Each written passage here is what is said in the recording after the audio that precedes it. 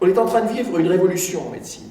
Si effectivement on ne maîtrise pas l'évolution technique qui est liée à l'émergence de l'informatique, eh bien, cette excellence de la médecine qu'on avait en France, on va la perdre. Parce que si on ne maîtrise pas ces évolutions, forcément, on sera dépendant de l'étranger à des coûts faramineux, puisque c'est là que vont se faire, effectivement, où seront les plus grosses marges.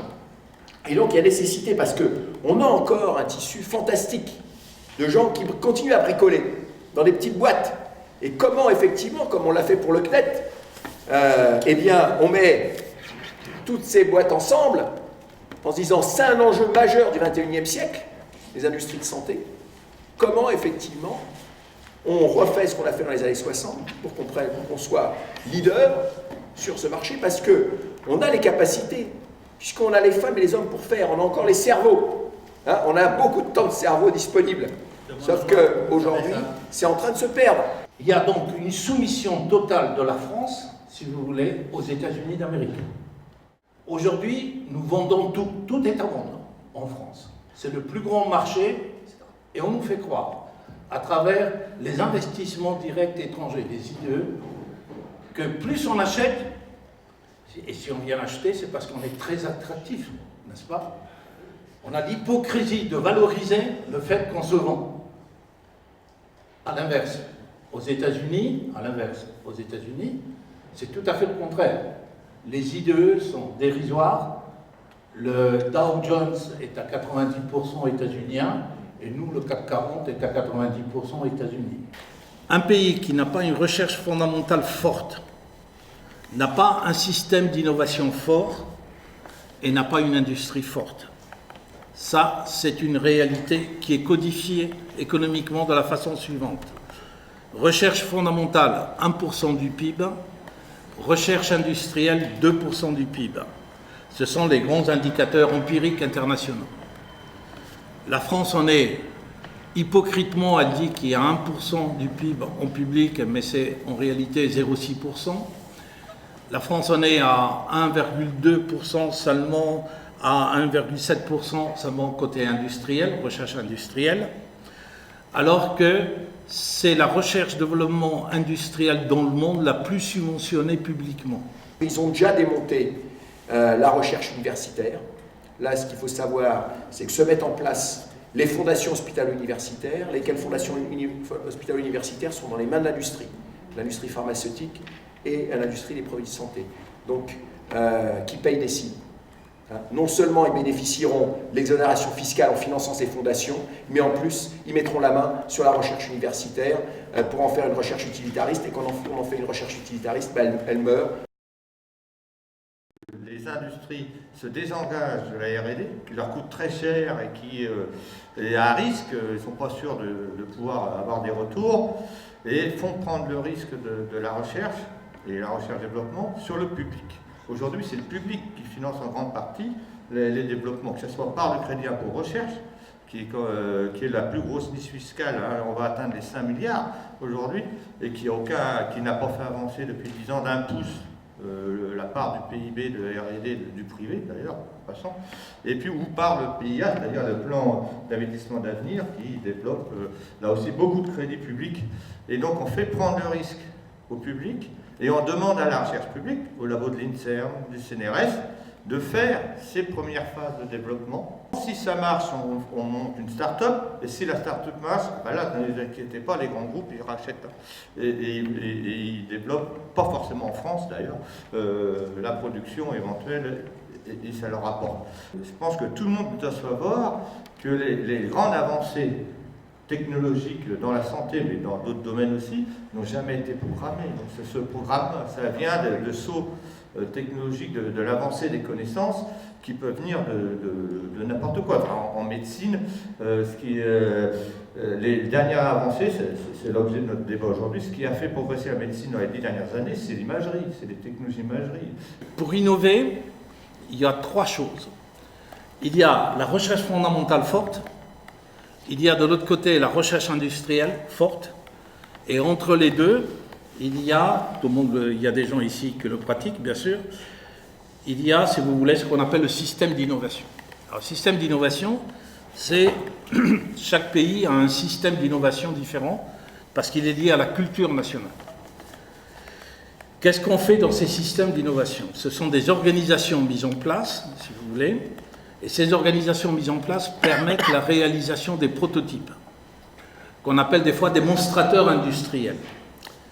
Le gros problème de la France aujourd'hui, et principalement dans les technologies de la santé, c'est le retard énorme pris pour réaliser un prototype, voire la difficulté de le réaliser, modulo quoi on va à l'étranger. Bien souvent, la grosse difficulté, c'est de passer dans la phase d'industrialisation.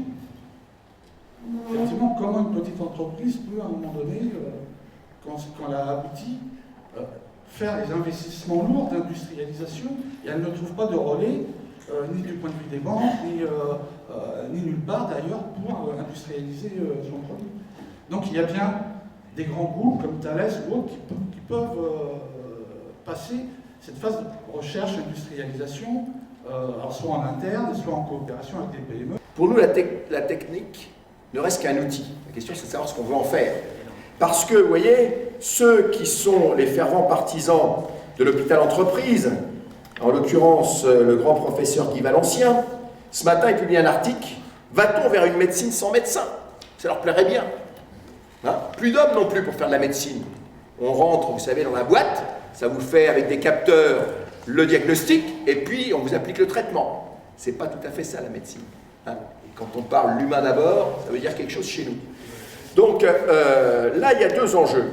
Il y a l'enjeu de la recherche sur les gros outils, avec des sauts technologiques. Si on prend l'exemple de ce qui se passe aujourd'hui en chirurgie, l'enjeu, c'est de ne plus ouvrir. C'est de traiter avec des outils techniques, les ultrasons en particulier, enfin, les sources de chaleur, etc., sans ouvrir. Chirurgie non invasive. Et c'est en ce moment que c'est en train de se produire. C'est en ce moment que c'est en train de se produire. Et puis, il y a aussi l'application de techniques qui, effectivement, on a utilisé des techniques qui venaient de la recherche industrielle, de la recherche militaire en médecine. Les ultrasons, qui sont une révolution, c'était pas fait pour la médecine au départ. On s'est rendu compte que c'était intéressant. La différence, c'est que nous, on utilise des ultrasons qui ne chauffent pas. Parce que si on chauffe, ça détruit les tissus. Mais là, l'enjeu aujourd'hui, c'est quoi? C'est qui va maîtriser les nouveaux outils de masse qui vont être utilisés par l'ensemble des professionnels de santé. Aujourd'hui, moi, dans le véhicule du SAMU, on a ce qu'on appelle la biochimie sèche, c'est-à-dire qu'on vous fait des examens sur une goutte de sang avec un petit appareil qui est grand comme ça. Voilà, il n'y a plus besoin d'aller au laboratoire pour une prise de sang. On le fait sur une goutte de sang qu'on pique au bout du doigt. On a des appareils d'échographie qui sont gros comme ça. C'est le stéthoscope de demain. Sauf qu'aujourd'hui, effectivement, pourquoi on ne prend pas ce virage? Parce qu'il y a des lobbies qui veulent garder la maîtrise de l'outil. Ils ne veulent pas que cet outil soit diffusé très largement auprès de tous les professionnels de santé parce qu'ils veulent garder leur rente. Nous, Français, on croit dans notre industrie. C'est les corps d'État qui ne croient plus dans notre industrie.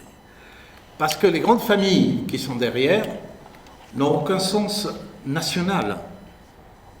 Vous voyez, par exemple, Ribou va installer son grand centre de recherche à Utrecht et Wageningen, en Hollande. Par exemple, Bernard Arnault va s'installer en Belgique. Par exemple, Total va s'installer en Hollande. Par exemple, Michelin, son centre financier est à Zurich, par exemple. Vous voyez, ils n'ont pas ce sens qu'ont les Américains, qu'ont les États-Unis et qu'ont les Allemands. On ne l'a pas. On dit qu'on a une bourgeoisie comprador. Elle vend.